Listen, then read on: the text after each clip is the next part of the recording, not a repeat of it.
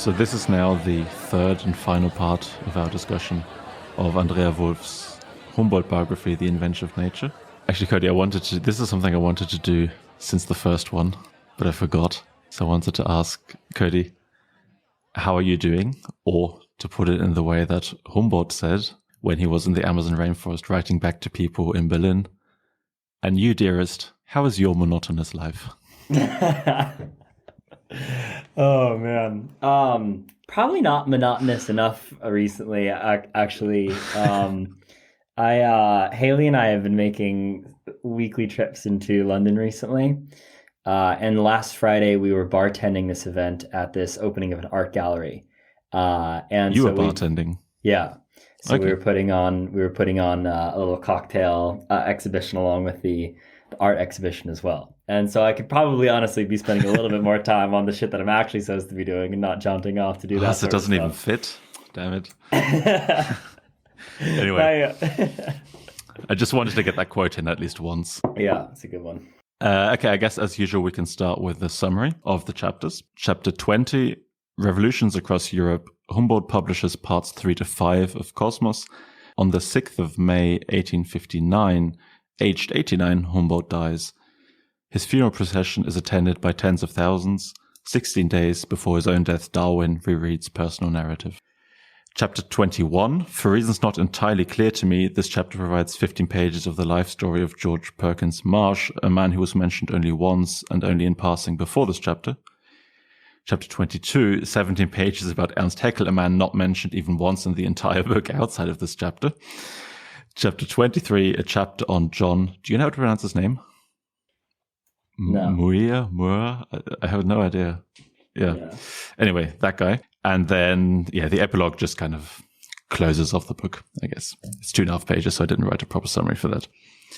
But maybe we can start with what we discussed slightly before recording and also what's quite Let's talk obvious. Cosmos. I wanted to talk first about the my chapter summary usually was very neutral, describing the events of the book. And in this case, it got slightly frustrated throughout. I think we don't need to spend too much time on this, but as we both, said before we started recording, we were very surprised by what this fifth part was. I guess at least I expected some sort of, something about Humboldt. And then, for me, it was just this confusion of first going who is this Perkins Marsh guy and why am I reading about him? I don't know if maybe he's more famous in America or in, for people who do other things than I do, but I had no idea who he was. So I kept going what is this? We had a chapter before about Bolivar, but that made sense, right? Because it fit into it. But I found these 3 chapters, 21 to 23, a bit jarring and not entirely sure why they were there.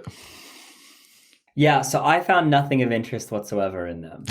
And so having said that, trying to be sympathetic to Wulf's intentions here, it was sort of maybe that was her way of contextualizing his legacy. Mm-hmm. And saying, here are other works that evidently were monumental in their own time and in their own areas and that sort of stuff. They're not ones that are of particular note to me, and maybe that's just on me. Maybe I would be better off having intimate familiarity with the people and works she was talking about. But I could see that this would be a kind of means of denouement towards here is what Humboldt led to in the people who read his work afterwards.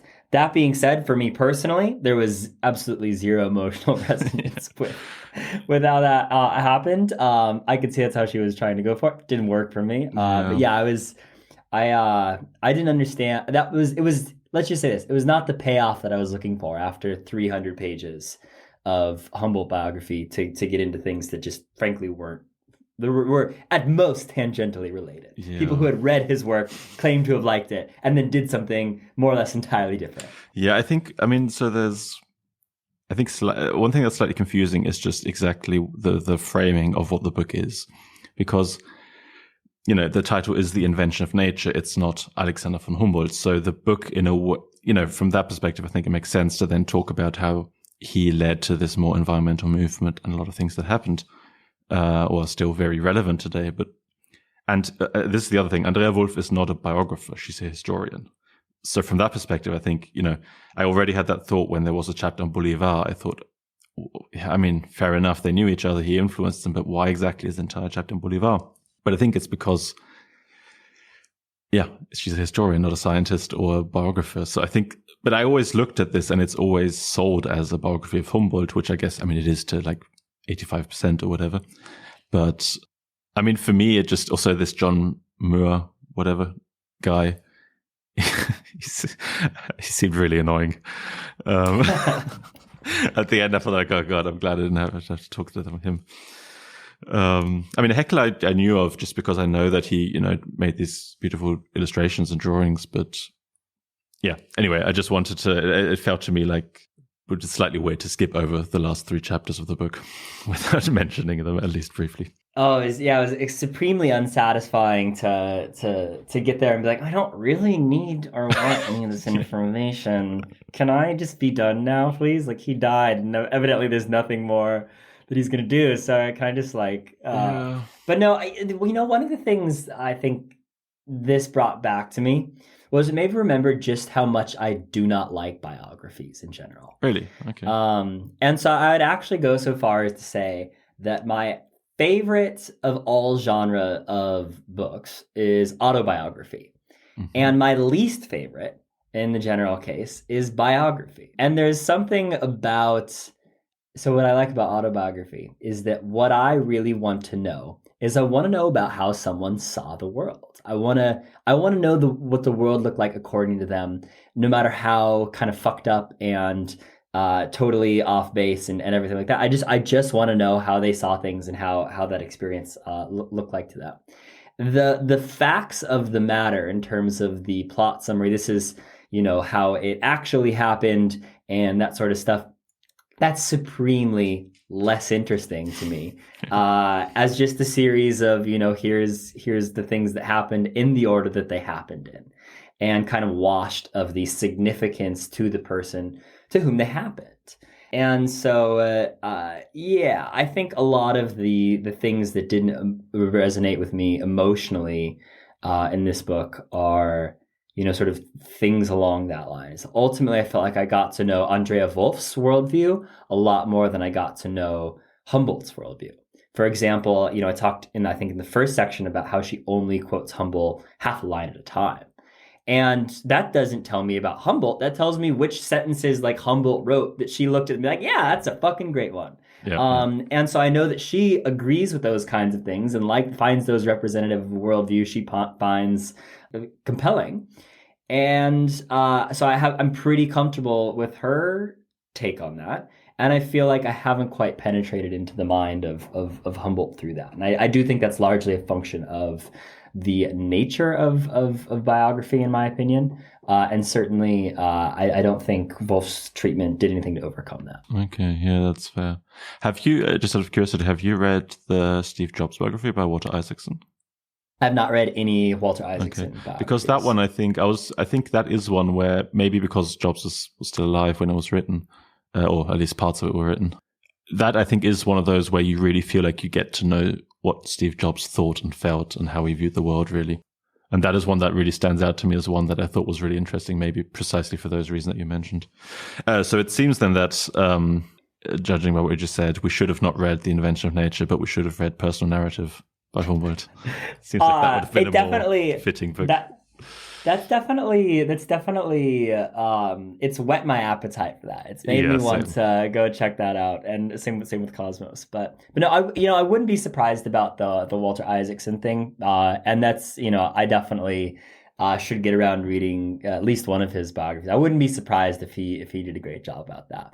I think he's definitely one of those singular figures in his genre that does it so well. Wouldn't be surprised if he transcends that. But I think biography as a genre does suffer from that, kind of.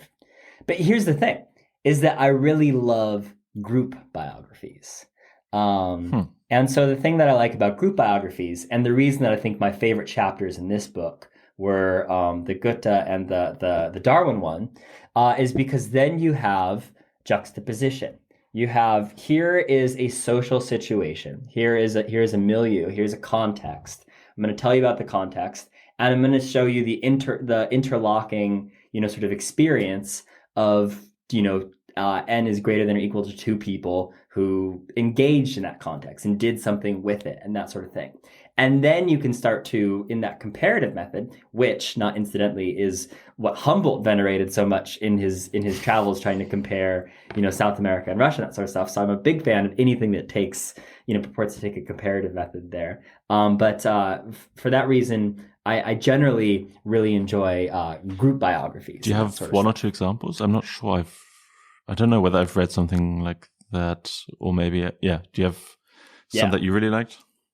2 of my favorite nonfiction, depends on which version of Cody's favorite nonfiction books we're talking about, but there's one version of Cody's favorite nonfiction books, okay, where my 2 favorite books of all time are by Louis Menand, who we talked about last time. Yeah. And that's The Metaphysical Club, is the group biography to end all group biographies. William James, Charles Sanders Peirce, Oliver Wendell Holmes, and John Dewey, the American pragmatists. Then a group biography of very different sort, Cold War intellectuals, art and thought in the Cold War, called The Free World. And that just came out this year. And that's also by Louis Menand. Yep. Yeah, exactly. Okay, yeah, I mean, that's, your interview with him made me want to read them, but then I saw how long they are, and I thought, oh, God. They're endeavors like that really, you're not just going to sit down and leaf through them. And I think that's part of the reason why they're so impactful, is you dedicate so much goddamn time to reading them that, just definitely. Like you're a different person. Like you've gone through years of your life after you finish reading it, so you of course have changed along the way. Yeah, okay, cool. Yeah, then I'm gonna I genuinely want to consider doing one of them for the book club, so I just have to find someone now who wants to read through 1,000 pages of whatever those books are. So yeah. Anyway, Cosmos. So it seemed like you had something.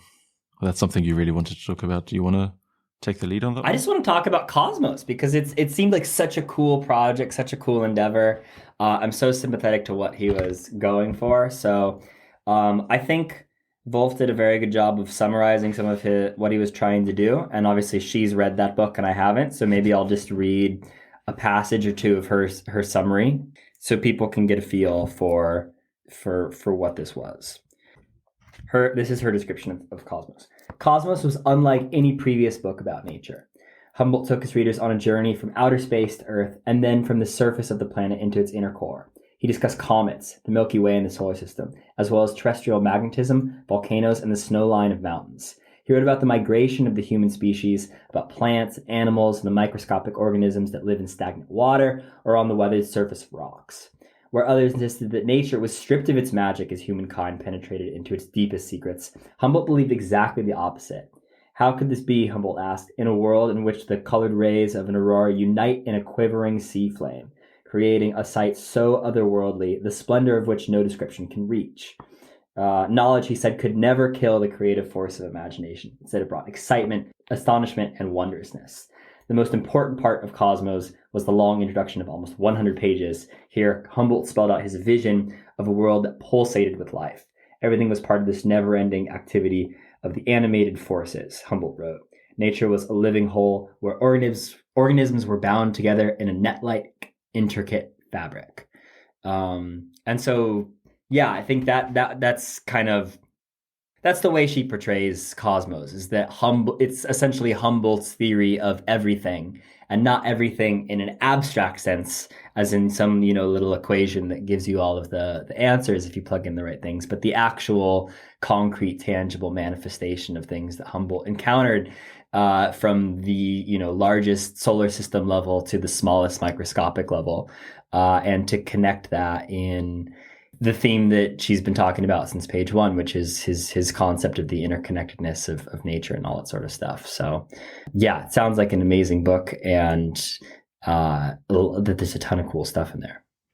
Yeah, I mean, what I find interesting about the book is that it's, I also haven't read it, although there's one, I read the first abstract paragraph, and there's one word that caught my attention there that we can talk about in a second. But what I find just interesting is that he really, one thing I kept wondering while reading The Invention of Nature is just, is Humboldt really a scientist or not?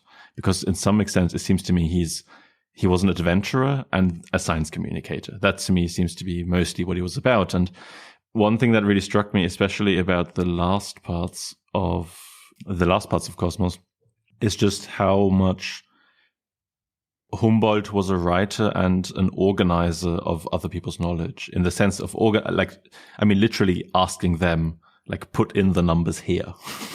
Like, I need the figures, like, what's the precise stuff here? And that he was just corresponding with I don't know, hundreds of people or however many throughout the years to really, it seemed almost like it's maybe not in the beginning, but definitely at the end, it seemed like more of a group effort than, orchestrated by him, rather than, all of these things were stuff that he obviously had never done any experiments on, or any of those things, right? Like physics or cosmology or whatever. So I just found it really interesting how, maybe coupled with his public lectures, he really seemed to just try to present to the world the knowledge of science that exists at the time. And so, Ben, how do you feel about that? What does it make you feel about Humboldt? Like the way you kind of say it now, it sounds like the subtext is that you feel like that makes him less of a scientist. So for me, the main question is whether he even really, I guess, like, one thing I kept asking throughout this book, and also because Humboldt himself, or at least he himself and Andrea Wulf also seemed to have this, I guess, I just kept asking myself, like, what does it actually mean to do science? Because in a way, going out to the Amazon forest, doing lots of measurements, which is cool, collecting lots of stuff is great, and then saying everything's connected, is that science? I don't know. It seemed to me that there's this, like, I know he had specific things. Yeah. Like the one thing was the two things that really, in some of the other things I also read, that really stood out is that he, I've forgotten what one of those geological words are, but something like that. And the other thing was just this idea that biodiversity depends on geography or whatever. If you say it like that, it sounds very trivial, but everyone seems to agree that was really something that he advanced. But I'm still kind of struggling to think of that really as science. I'm not saying it's not a contribution, right? I'm not saying he didn't know a lot. It just seems it was more a bit of, I don't know. It strikes me, that's what I meant, like, as a modern science communicator, someone who really knows things but doesn't actually advance knowledge directly, but more by transmitting it to other people who do science, or to the general public who might be interested in it. So I think, also his measurements seem to be very valuable to many scientists. But one thing, maybe I can just quote this now then, from this one paper that I read. So I basically had a brief look at kind of who is citing this biography, just to see kind of, whether there's anything interesting there. And there were a few articles here, and one is called Biodiversity Research Data Without Theory, Theory Without Data by Rillig et al. And Rillig seems to be like one of those really influential, what is he? Scientist, I don't know exactly what he does, ecologist or something like that. And this is like a commentary article, and I'm just going to read the first paragraph of that, because I think it maybe captures this kind of tension between different kinds of science that I'm thinking about. So the quote is, "Meet two famous researchers from the early days of biodiversity research, Charles Darwin and Alexander von Humboldt. Darwin developed a powerful theory using a limited amount of data by modern standards. Humboldt, in contrast, compiled a cosmos of data without developing a major theory, although some of Humboldt's observations on latitudinal biodiversity gradients were later used to develop theory. This tension between data and theory still persists today and is perhaps becoming more acute." And I think for me, what I really associate with science is maybe more the Darwin kind of idea, the actual going, okay, we have all these things, how do they relate? And it seems to me that Humboldt was much. Well, only really for those 5 years when he went on his first travel, right? And for the last year. So he had basically only had 6 years in which he even collected stuff. So yeah, I don't know. This book has really made me think about like what it means to do science, even though maybe that's a kind of irrelevant, slightly, maybe the question's not that important, but it's really made me wonder what it means to do science and whether Humboldt even fits into that category. Well, I actually think this is a hugely deep question, and one worth considering, and certainly one that I ask myself a lot. And I think one of the lens that I think about this question through is the lens of professionalization. So when you say the word scientist or any of the related terms, I think you're referring to two different but interrelated things. One is the concept of, a truth seeker who is looking to use an empirical method to better understand the world through some sort of data collection and interpretation of what those data mean. And then the other is that you are employed as a scientist doing science. That is your living and that sort of thing. And ideally, you'd have these two things come together and be, working towards the same thing. However, one of the big problems of being a scientist in the modern world is that we're seeing more and more divergence between those two versions of what it is to be a scientist, right? And so today's highly professionalized discipline is not just about, quote, truth seeking and whatever you want. You've got all sorts of stuff from, public publish and perish culture to, everything through peer review and what you have to do for free, this sort of stuff. The mechanisms of science become much more important. So in the context of Humboldt, here's something that Wulf had to say that I think is helpful for thinking about this. And so this is quoting from her. And so in 1834, the very year that the term scientist was first coined, heralding the beginning of the professionalization of the sciences and the hardening lines between the different scientific disciplines, Humboldt began a book that did exactly the opposite, Cosmos. As science moved away from nature into laboratories and universities, separating itself off in distinct disciplines, Humboldt created a work that brought together all that professional science was trying to keep apart. And I think I agree with a lot of your characterization of what you were saying and your suspicions and questions, that sort of stuff. But I think another useful way to look through it is that what Humboldt was doing in a very meaningful and profound way was this amateur, in the etymological sense of doing something because you love it, amateur scientist of going out there and just trying to figure things out. And I think there was a lot of on-the-ground science that he was doing, like little measurements and this and that, which we don't fully understand from the Wulf biography, what the nature of that was. I probably wouldn't personally care anyway. But I'm glad to have been spared the details of that. I suspect there was, in that sense, lots of stuff that was coming out of it and everything. But to have this concept of a scientist in this really pure form, of someone who just wants to find stuff out and then further elucidate it in writing and that sort of stuff, and this as opposed to this highly professionalized, this is what I do, this is how my peers judge me. I think Humboldt was a really cool version of that. We can call it amateur scientist.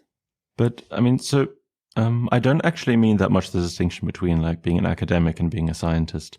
I mean, what I mean more is that for me, a scientist is someone who, I mean, you could say creates knowledge, but I think for me, the more interesting thing, maybe this is actually more a thing of the time, is to just make the word simpler by explaining underlying principles of how things work and why things are certain ways. Maybe actually that's just what I was thinking. Maybe at Humboldt's time, I don't know how much data there was in that sense. Maybe actually, getting data, having more information in that sense is actually much more valuable than it is today, when I feel often need the frameworks almost more that can reduce information almost. But what I mean more is that just he had, I mean, when we think of this, as I said, he had basically 6 years in which he really collected data, it seems to me. Those 5 years in South America and the 1 year in Russia, when he really did all those measurements. That to me is pretty uncontroversial, him being a scientist. I don't think there's anything really to say about that. I think, yeah, he collected valuable measurements, found species, etc. It's very much a, data collection science, but it's definitely science. But I think what I mean more is that, it seemed to me more that for the rest of his life, he was, for everything after those, apart from those 6 years, he spent it communicating it to others, sometimes fellow scientists, but a large part of it seemed to be entertaining the king, writing Cosmos or giving the public lectures and all these kind of things. And, I'm not shitting on that. It seems to me like he was maybe like a revolutionary in science communication, like one of the first ones to really do that on a grand scale. It just seems to me that, I just don't know, like as I said earlier, like going somewhere and saying everything is connected is not a theory. It sounds like maybe what he really pioneered was the Steven Pinker, Jared Diamond template for having a successful academic career, where you have some whatever you're initially going to do, and I think for both of them they did have really significant early career findings and everything, and they're like, great, the rest of it is going to be me going out there talking about it and getting credit for now just like the general notion of this field of science rather than any of my specific findings. And I mean, if you do that very well, then great. Right? I have no problem with that. It's just, I find it slightly weird that, I mean, so that's one part. But the other part that I have slight problems about the whole science question is that, actually, wait, sorry, this is from notes from last episode. Give me a second. Well, while you're looking at that, what I will say is that in accord with your concern here, the one that you've already expressed, is that actual scientists love to take shots at Jared Diamond and Steve Pinker and that sort of stuff. So certainly you're not the first person to question the nature of this template and whether it's really a scientist. The other thing is that, as Wulf notes, Darwin's so much more fucking famous than Humboldt. She calls him, the lost hero of science, all but forgotten in the English-speaking world and everything like that. So maybe you're right. Like, everyone does attribute the sort of archetypal concept of scientist to Darwin, and no one really looks on like, there's our science guy right there. And I think that's probably true. So one thing that I wrote down for last time, and there was this point that kind of annoyed me, is that it seems to me, and again, I'm not entirely sure whether this is Humboldt or Wulf, I don't know, or both or whatever. But one thing that seemed to me is that there seems to be this confusion, it seems to me, between complexity or the completeness of what you're describing on the one hand, and the precision with which you're doing it. So there was this one part where I think 2 or 3 times in the book, they criticized fairly explicitly Newton's kind of way of, you have your formulas that can describe how things relate to each other, that kind of stuff. And they say like, no, you should, go out there, everything should relate to each other, etc. But that to me is a completely false dichotomy, because number one, if you have a formula that can describe all bodies in the known universe, that's more complete than you going to a rainforest and saying, oh, look, the animals are related to the stones. It's like, that's far less, that's much more narrow than having a theory of how objects move in the universe and attract each other through gravity. So I think I just don't see how that's in any way right. And it seems to me more that whereas someone like Newton created these precise predictions, Humboldt just created, I wouldn't even call them theories. I think that's what in one of these articles I read, they just say he provided a framework for how to think about these things, and that you should not ignore certain things, but that it's important to bear all in mind. And that's an important reminder, but it's not a theory or even science in my opinion. Well, I think your point is well taken, in that I think my takeaway from this Humboldt biography was that Humboldt, cool guy. But I wouldn't go so far as to say like, well, here's Darwin, here's Newton, here's my man Humboldt, So I definitely, I think you're probably correct about that. And it probably goes to some level of explaining why Wulf felt it was necessary to resurrect the lost hero of science, and why people were more comfortable forgetting about him. How, especially like, it's cognitively, it's a lot easier to look at Darwin and say, boom, evolution, and Newton, mechanics. So that's like this And very optics easy and calculus. and pretty much, yeah, like all this insane shit. But to have, the point is to have something very concrete to attach something. And the nature of doing Humboldt's endeavor is that it doesn't lend itself well to summary. And if you do summarize it and you say everything in nature is interconnected, you sound like a dipshit. And so that's something about the nature of the project. And so I think if we really wanted to take this line of criticism seriously, it seems to me like it would be important to separate out the nature of the project itself from how easy it is to talk about and summarize in retrospect. So I think that's one asterisk that I'd put on your otherwise pretty sound analysis. Yeah, I actually wanted to make kind of two caveats also. One was that, and I'd add to that one person who's definitely a scientist and no one would doubt it, but who maybe falls into that category and has talked about himself as Freeman Dyson, or was Freeman Dyson, who was I think mainly a mathematician actually, but worked as a theoretical physicist and helped or worked with Feynman, for example, on most of Feynman's famous stuff. But Freeman Dyson also said like he doesn't fit into the academic system because he actually never did a PhD. That's the first impressive thing in modern science. But he didn't like doing big projects. He liked working on this thing, then on that thing, then on another thing. And he also said like, and I don't think Freeman Dyson ever won a Nobel Prize, for example, even though his contributions were probably as much. Yeah, but his couldn't be summarized in one sentence. That's one. And the last point from me on this topic is that there is this famous quote that seems to be attributed to many people, which is all science is either physics or stamp collecting. And of course, in some sense, that's meant as a derogatory description of other people's research. But depends on how you feel about stamp collecting. Yeah, exactly.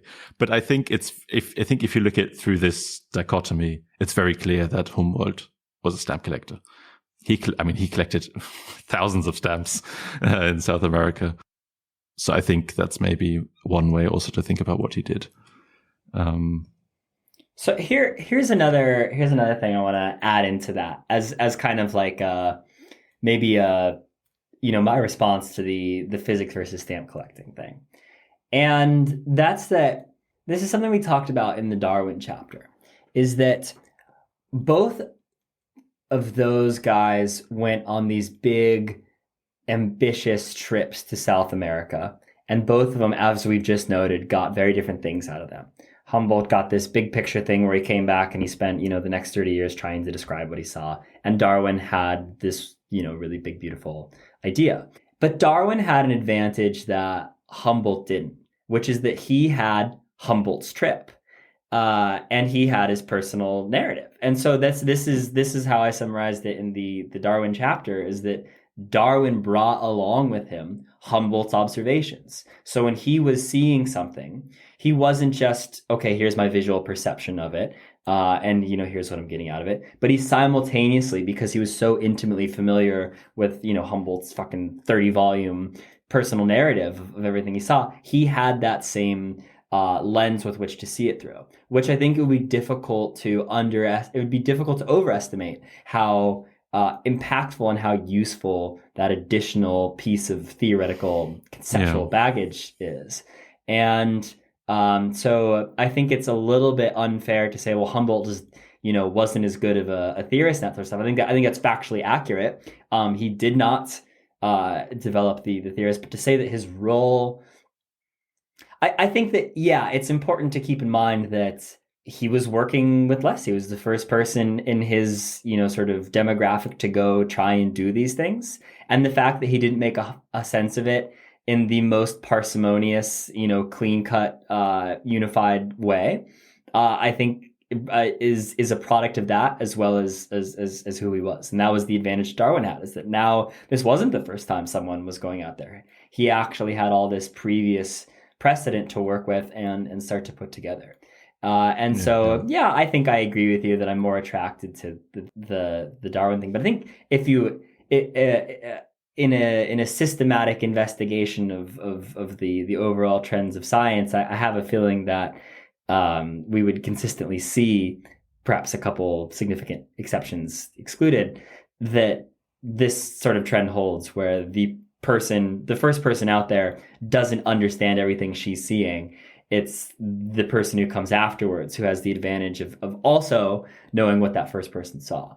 And so I feel like that's a little bit more charitable than just saying he was a stamp collector. Yeah, I guess he created the groundwork that then others used. I mean, that's also what, these chapters that we didn't like, that's also part of that, right? He laid the groundwork for lots and lots of different things that influence the way we view nature today. There is actually, whilst we're talking about this, like, larger things, there's one thing I realized whilst reading the third part, is that it seemed to me that in a way, this book to me seems a bit like Humboldt's work. I don't know to what extent this is intentional per se, but it seemed to me, because this book also, as you kind of also discussed, we don't really, we do get an idea of Humboldt, and we do get an idea of what he did. But it's all fairly big picture. These are the way things are connected.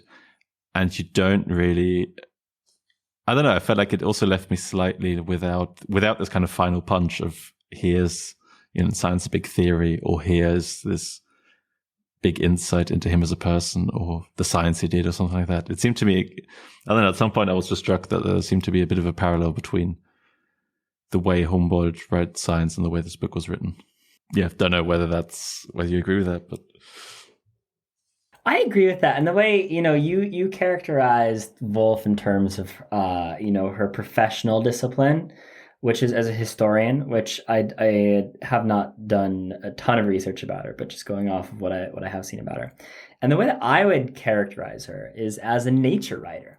That is the thing that, that to me is why the book is called Invention of Nature. Yeah. Is the reason she loves Humboldt is because she found someone who was sympathetic to, who had art, in a sense, architected this view of nature that she currently holds. And I think, again, I haven't read all of her other stuff, but if you look towards the other kinds of things she's written, I don't have the list in front of me, unfortunately, but they revolve around this concept of nature. That's clearly what she was getting out of this, diving into. That was what connected the topics, and I think where we derived the title from, and that sort of stuff. And so, no, she's not a scientist in the traditional sense, or at least if she had training in that, it's not really her primary objective anymore.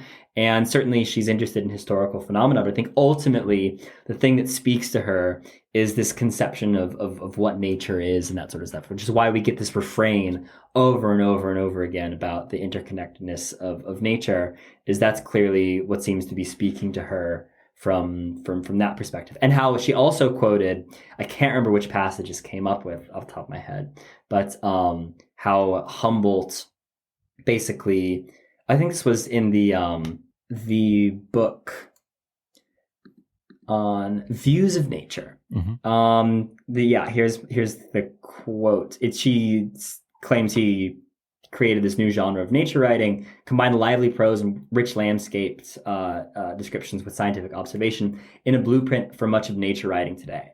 And that clearly seems to be the sort of idiom that she's working in today, and what she at a sort of deep-seated level is contextualizing her own work in. Which is fair. That's probably not the thing that you and I personally are most interested in. And I think that potentially goes away towards explaining the discourse. Like when you look at the back of the book and you see inspired, stupendous, luminous, arresting, thrilling, gripping. I probably wouldn't use the majority of those words myself to describe this thing. And I think maybe the extent to which there's a discord between what you and I would have liked to have gotten out of this and what the author gave us to go with, and what certainly it seems that lots of other people did get out of this book, because it did win awards and lots of people reviewed it well, and evidently it sold lots of copies and that sort of stuff, is that she's operating in this nature writing discipline, idiom, genre, whatever you want to call it, which is probably not the one that is most likely to speak to you and me. Yeah, that's probably fair. Yeah, I mean, it's. I guess we didn't read the title carefully enough, but focused too much on the adventures of Alexander von Humboldt, the lost hero of science. Yeah. I mean, I think, that's I guess what I mentioned at the beginning. I think once you actually read the entire book and then read the title again, you go, oh, I see. That's not what I expected. Yeah. But anyway, fuck that. Let's talk about talking to science. Exactly. So I have, this is kind of, I think, my summary. I wrote a little thing here. This is sort of my summary of what I was most enticed by in the story of Humboldt as Wulf told it. And, as much as we've given her criticism, she created a very readable, sorry. Actually, I wrote down my last point about her book being similar to Humboldt's is that I only read the first half or described the first part. The second half was that, like Humboldt, she creates a lot of excitement around the topic and makes it seem really cool. This is the part I left out. Yeah, I didn't even mean it to be critical in that sense. I think in the sense that it describes the big picture and makes it seem really fascinating. And I'm probably going to read a book by Humboldt now because of this. Yeah. So yeah, that's just an important part I left out. And I think it's you don't want to underestimate the value of that, of creating a biography of, a dude, especially living around 1800 and everything, that pulls you through all the way. And with maybe the exception of the last couple of chapters, which didn't quite pull us through quite as strongly towards the end. It's still 300 pages. And it's a nicely done biography. Yeah, definitely. And but anyways, this is the thing that stands out to me most about the story of Humboldt, and sort of connecting it to the interests that I think you and I most share. And it's basically, but it's similar to what we've been talking about, Humboldt's romantic, all-encompassing approach to science, which may or may not even, in your opinion, be science.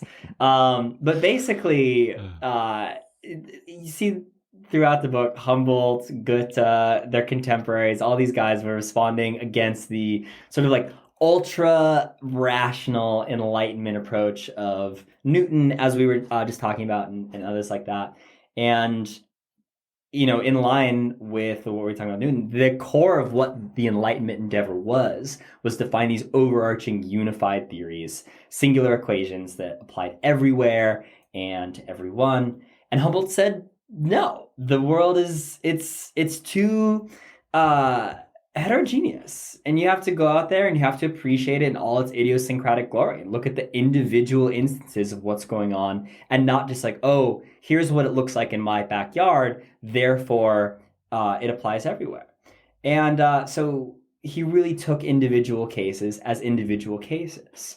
And, hardcore empirical science, which is, I think, the kind of thing that you and perhaps even myself find very appealing. It's not the full story, according to Humboldt. So in order to observe all there is to observe, you have to actually have the eye of the poet as well, to take a humanistic approach as well as an empirical one.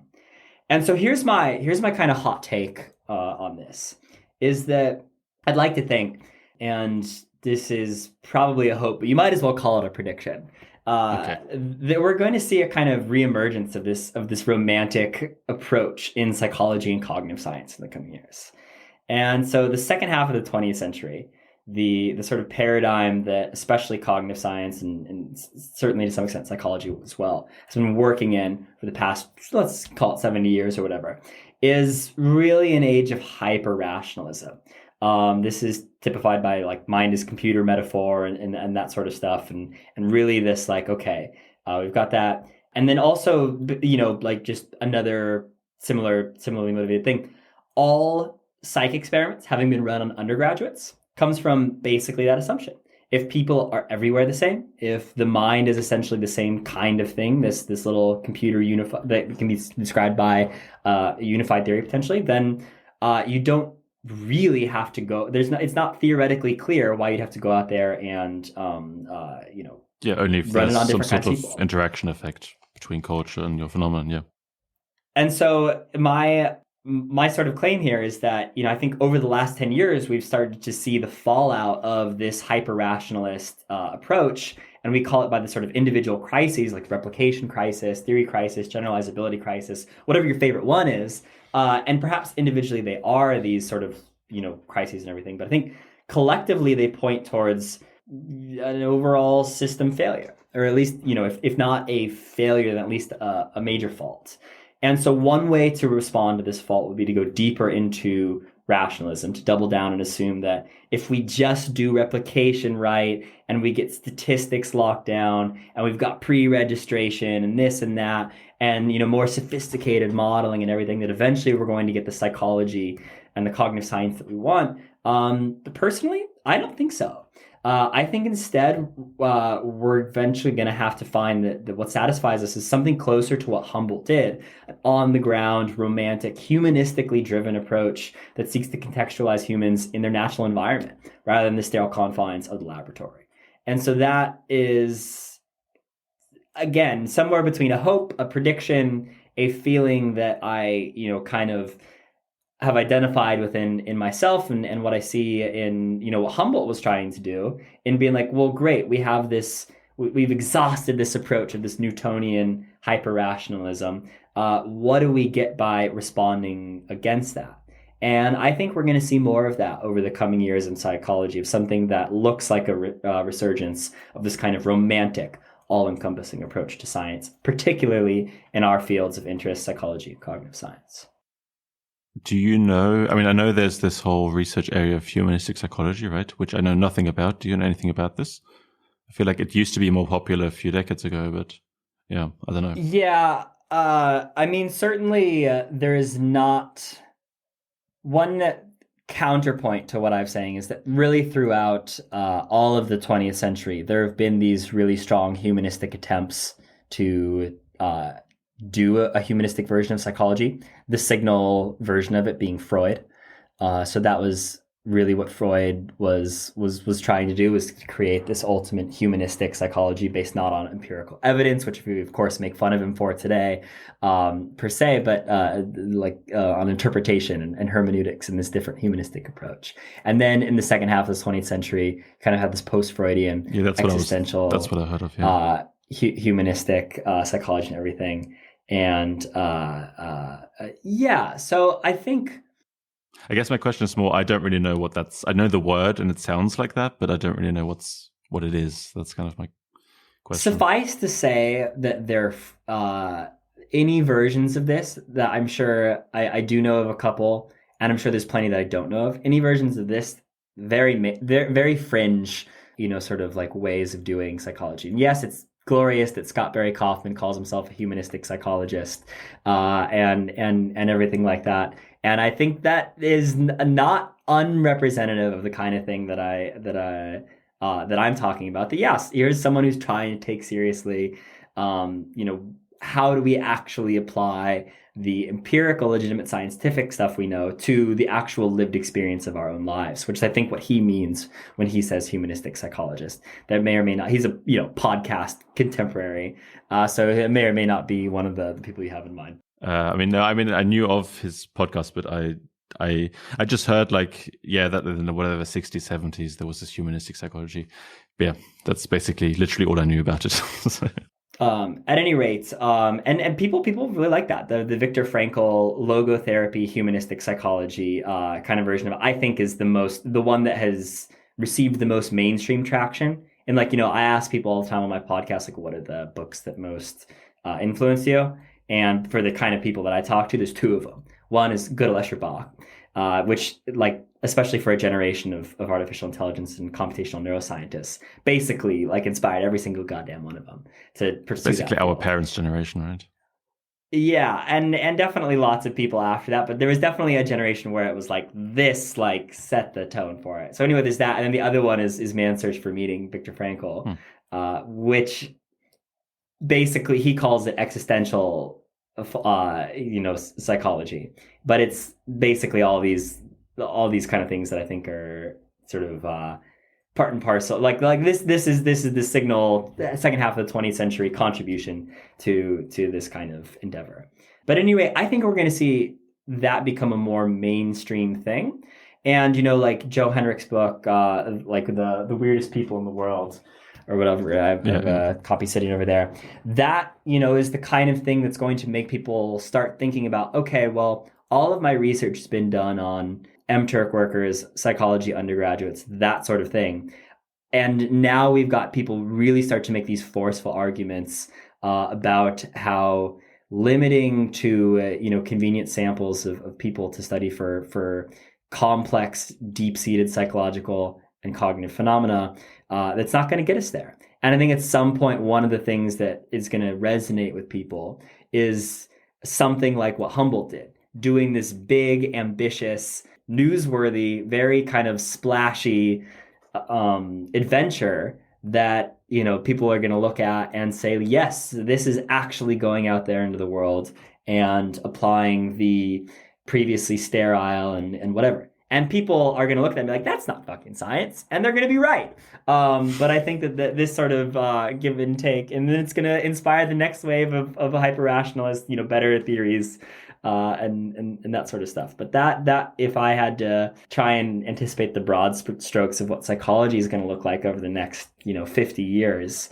it's going to be very similar to the kind of thing that we've been talking about in the romantic science of Humboldt as a response to the Enlightenment rationalism of Newton, and then followed by ultimately much better theories of the more sophisticated, in this case, in Humboldt, in Darwin's case, biological world, and in our case, the psychological world. Yeah, I think in general I agree, and I think I'd frame it slightly more positive. I think it's just you have to go through the lab-based period to do things precisely, and I think there's definitely going to be much more in trying to get that's the whole thing where people like try and use wearables or like Facebook data or whatever, right? Where people are trying to limited by the data that they can get, and they're trying to make it more about what people actually do rather than sitting a few people in a lab. But yeah, I think in principle, I agree with most of what you said. It also sounds like I'm not going to, how should we say?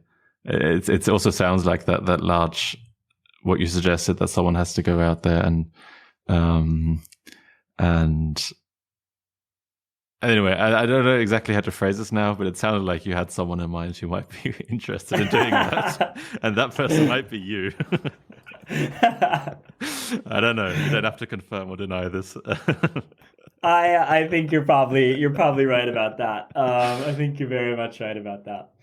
No, I mean, the reason you picked me out for this book is because you knew I'd be sympathetic to this character who his conception of how knowledge should be acquired is by going out through these things. And Humboldt's certainly not the first person looked at and like, oh, this is really cool.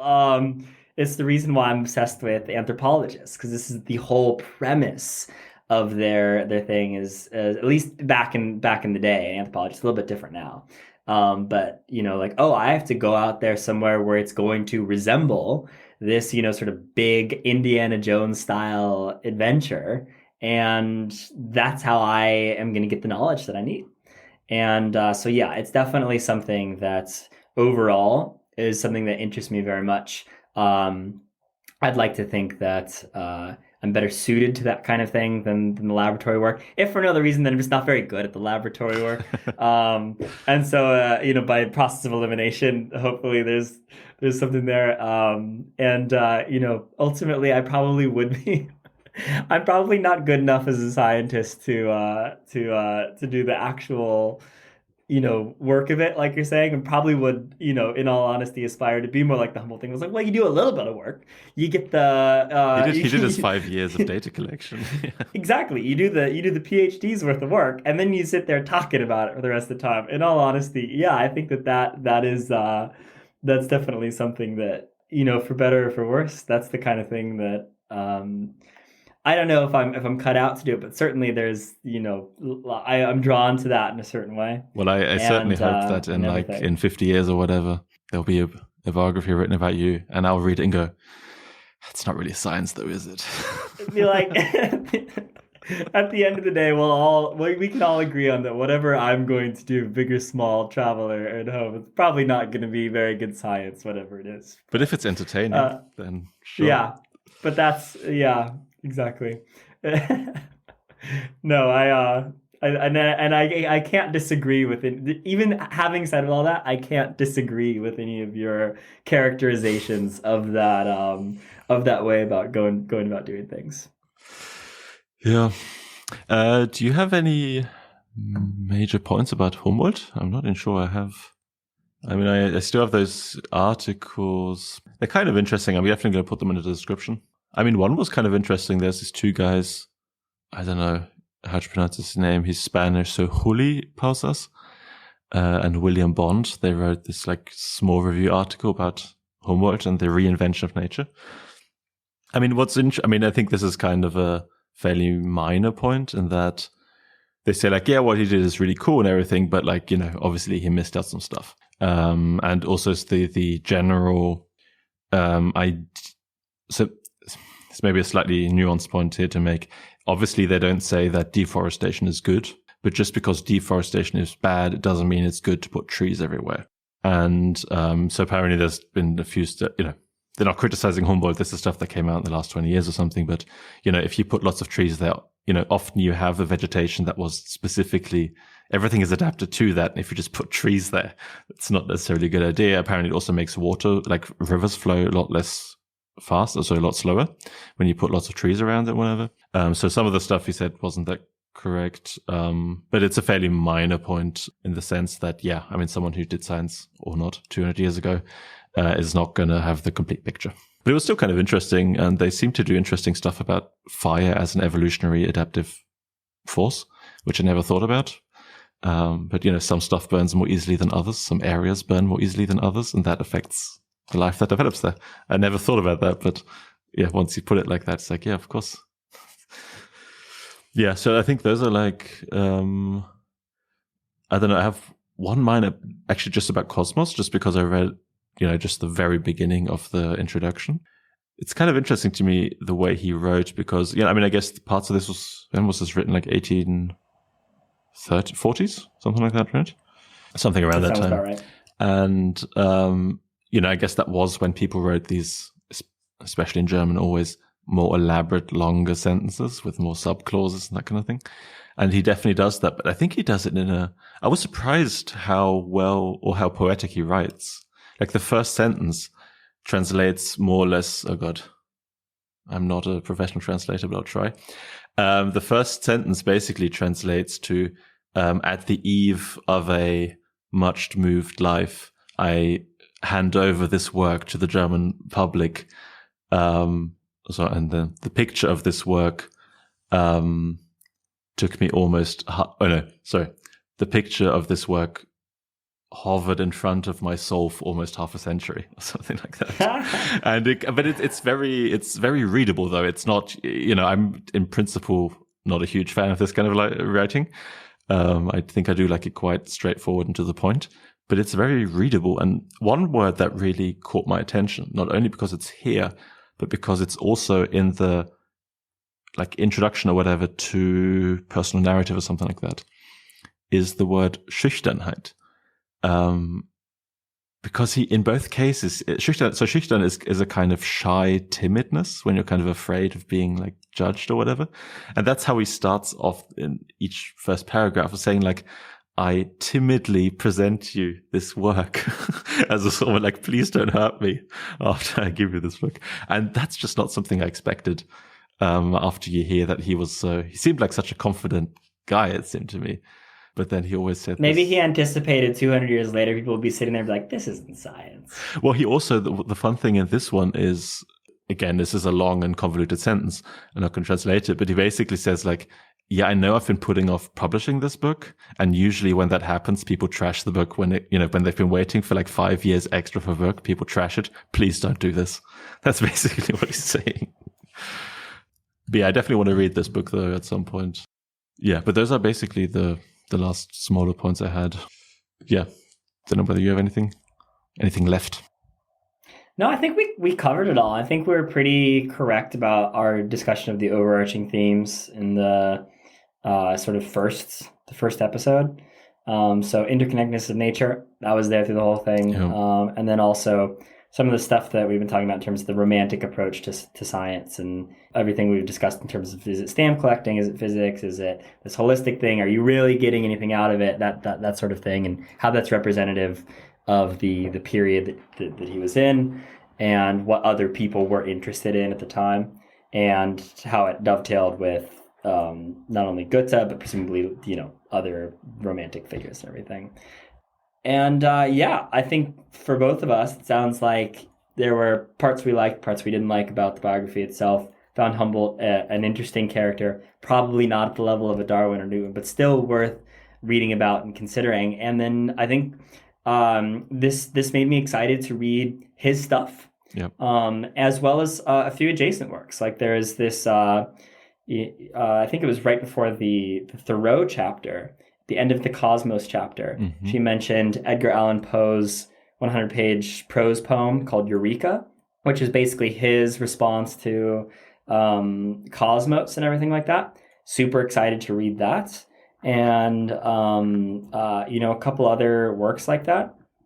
Yeah, definitely gave me an appreciation for this period, which was for the most part something that I did not know very much about going in. And so I really appreciated this insight into it through the person of Humboldt. And it made me excited to think like, okay, yeah, I want to learn more about this period, what these people were up to, especially for the aforementioned reason that Cody's argument is the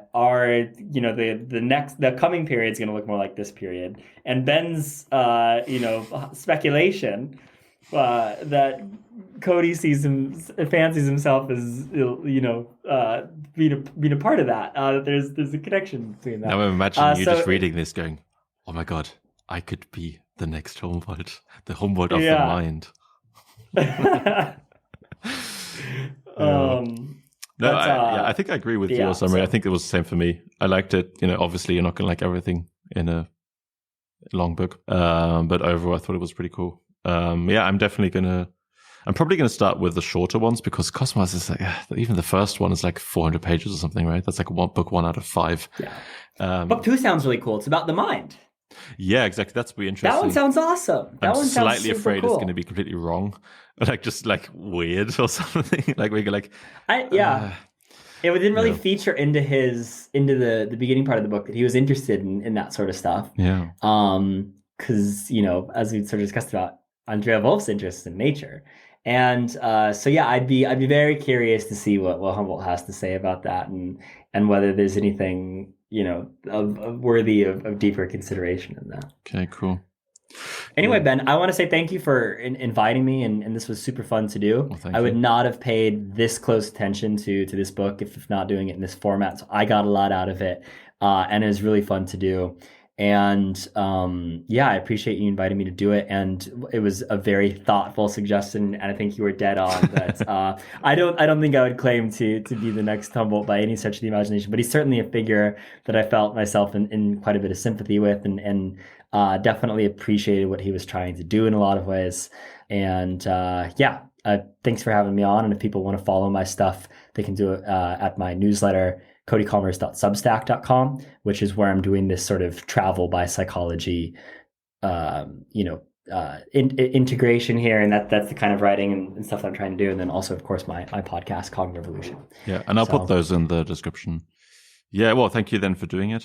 I always, if this is now the third book I've done for this, and the amount of detail with which I read this book is so much higher than usual. And then maybe if anyone's still listening after 3 hours, thank you. I don't know why, but thank you. So I guess as I mentioned in the first one, there's a chance that's not too low that at some point I'm going to do a Goethe biography. That's supposed to be very good. I think this was actually the first non-fiction I've done for this, right? The other two were fiction both. And it's fun how it's such a different discussion. maybe in part also because you took I think with the other two we were maybe less prepared, you could say, but more of a kind of just chatting about it. Whereas now we had a much more topical discussion, which was really cool. But so I definitely want to have more kind of science books and those kind of things in here also that address similar topics. But we'll see what I'll do next. Yeah. Anyway. Awesome. Thanks for listening. Cool. Thanks for joining.